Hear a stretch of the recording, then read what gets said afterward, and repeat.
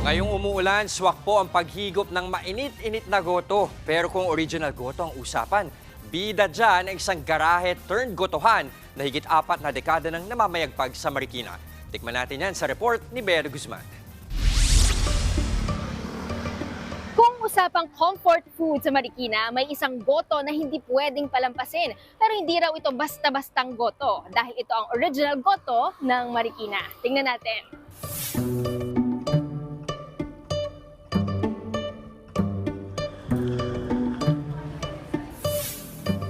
Gotong mainit na binuburan ng bawang at onion leaves. May itlog na, may malambot na laman ng baka at iba pang secret ingredients. Sa halagang 40 pesos, solved na ang merienda. Ang Goto Garahe sa Marikina, dating garahe lamang. Inumpisahan ng mag-asawang Jean at Lito de Guzman noong 1983 ang pagtitinda ng goto sa gilid nito.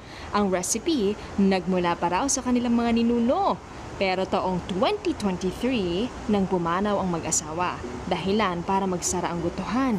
Pero ang 30 taong gulang na apo na si Sam Santos, piniling talikuran ang kanyang corporate job para maipagpatuloy at maipreserba ang alaala at lasang patok, hindi lang sa pamilya, kundi sa kanilang komunidad.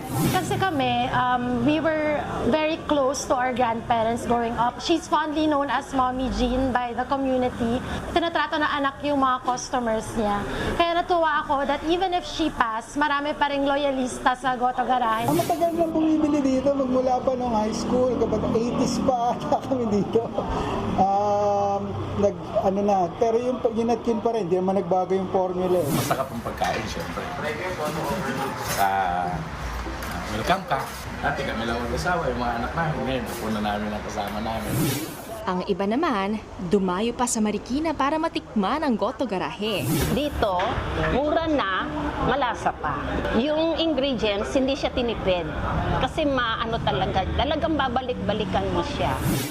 Ang nanay ni Sam, hindi maiwasang maging emosyonal sa determinasyon at sakripisyo ng kanyang anak. Nung nag-decide siya na mag-open ito, parang, in a way, siyempre, masaya. Pero ayaw na talagang makalimutan ng kahit Latino. Kwento ni Sam, bukod sa tradisyonal na paraan ng pagluluto, no shortcuts at lahat ng ingredients, fresh from the market. Isang sekretong sangkap ay ang kabaitan at alaalang iniwan ng kanyang lolo at lola sa komunidad. Kahit nawala na siya, her legacy and the memory still lives within the customers because of how much she's impacted their lives.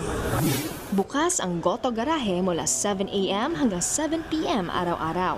O paano? Pakits mga kapatid. Bea de Guzman, News 5. Mga kapatid, Jess De Los Santos po ang inyong kasangga sa paghahatid ng balita para sa may alam at may pakialam. Para sa tuloy-tuloy na makabuluhang balitaan, mag-follow at mag-subscribe na sa social media pages ng News 5.